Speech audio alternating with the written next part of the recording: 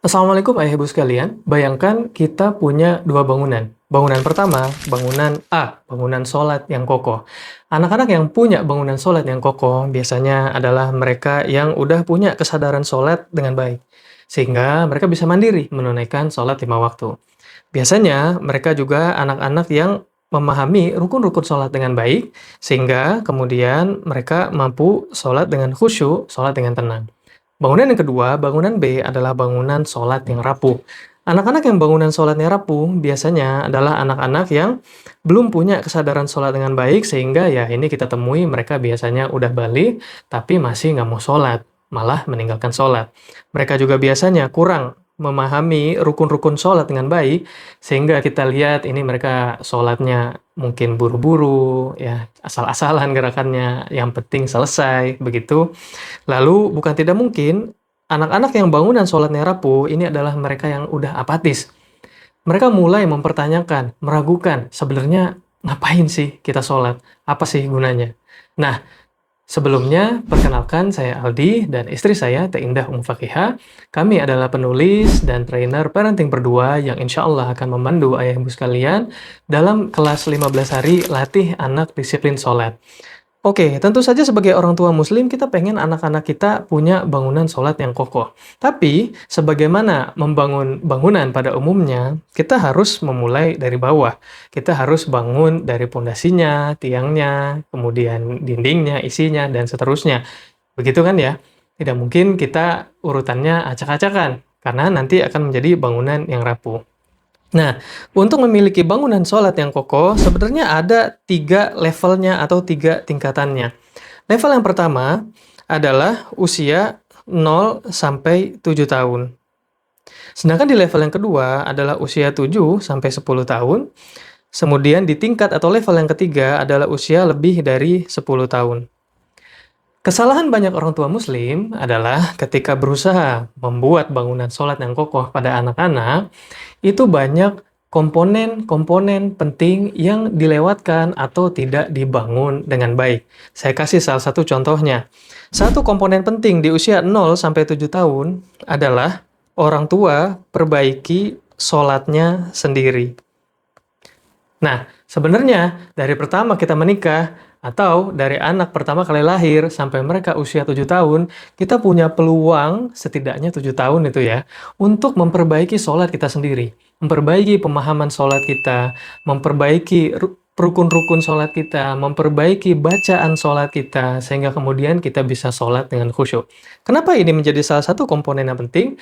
Ketika kita bisa sholat dengan baik, inilah yang akan menjadi pijakan teladan bagi anak-anak kita. Dari pertama kali mereka lahir sampai mereka usia 7 tahun, mereka melihat langsung contoh nyata bagaimana seharusnya seorang muslim yang baik itu sholat.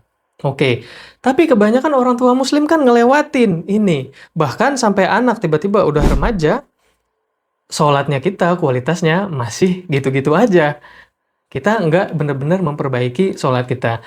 Maka nggak heran kalau kemudian anak-anak kita yang remaja nggak mau sholat, tapi juga kemudian nggak mau atau susah ketika kita nasihati sholat. Wajar nggak kira-kira kalau mereka nggak mau nerima nasihat sholat dari seseorang yang sholatnya juga nggak bagus? Nah, saya kasih satu contoh lagi komponen penting yang biasanya dilewatkan orang tua di level usia 7-10 tahun, yaitu apa yang disebut dengan otonomi.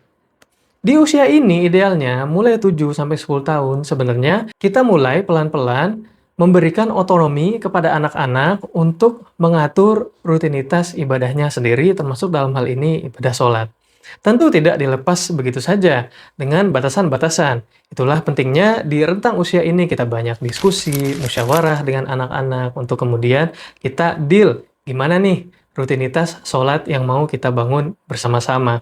Tapi banyak orang tua muslim ya justru di rentang usia ini didominasi dalam pendidikan sholat, didominasi oleh perintah, nyuruh-nyuruh, mengancam, menghukum, ya. Jarang sekali kita mau berdiskusi sehat dua arah dengan anak-anak untuk sama-sama membangun kebiasaan disiplin sholat.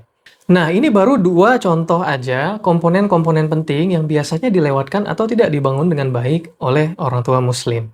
Maka, nggak heran, sepanjang 8 tahun pengalaman saya mengajar parenting, ada satu keluhan yang konsisten disampaikan oleh banyak orang tua, yaitu anak-anak mereka yang udah remaja masih nggak mau sholat.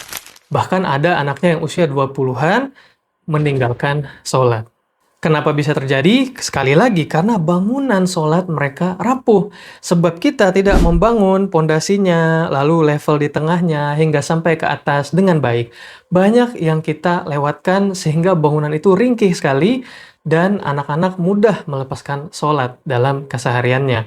Bahkan, satu fakta menarik, sebagian dari orang tua yang mengeluhkan anaknya nggak mau sholat ini, anak-anak mereka adalah sekolah di sekolah Islam.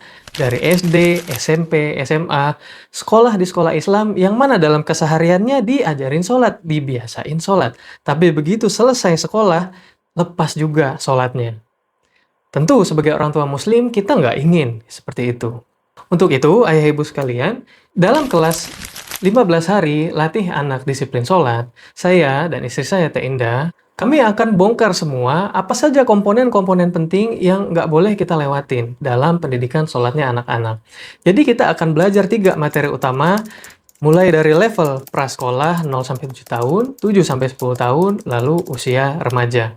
Tidak hanya itu, kami juga akan berikan panduan gimana caranya kita bisa memperbaiki bangunan sholat yang keburu rapuh. Walaupun memang iya udah terlambat, tapi bukan berarti nggak ada yang bisa kita ikhtiarkan.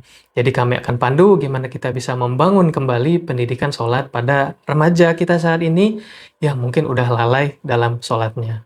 Nggak hanya itu, kami juga udah sediakan semua bahan-bahan dan alat-alatnya untuk membangun setiap komponen di setiap level ini, sehingga ayah ibu sekalian nggak cuma dapat materi, tapi udah dapat semua PDF-nya, tools-nya, checklist-nya, kalendernya, yang bisa langsung digunakan jadi pegangan kita untuk kemudian membangun bangunan sholat yang kokoh pada anak-anak kita. Nah, gimana sih cara belajarnya? Kemudian apa aja tools atau fasilitas yang akan didapatkan? Nanti ayah ibu bisa baca pada tulisan setelah video ini. Sebagai penutup, setiap orang tua yang ngeluhin anak-anak remajanya nggak mau sholat saat ini, mereka menyuarakan satu hal yang sama. Apa itu? Penyesalan. Udah terlambat. Dan sangat sulit sekali memperbaiki sholatnya anak-anak kita yang udah balik. Betul. Saya nggak akan pungkiri itu. Untuk itu, jangan sampai kita terlambat, jangan sampai kita menyesal. Yuk, mulai sekarang kita perbaiki pendidikan sholat pada anak-anak dengan cara yang benar, insya Allah sesuai Al-Quran dan Sunnah. Sampai ketemu di kelas 15 hari latih anak disiplin sholat. Assalamualaikum warahmatullahi wabarakatuh.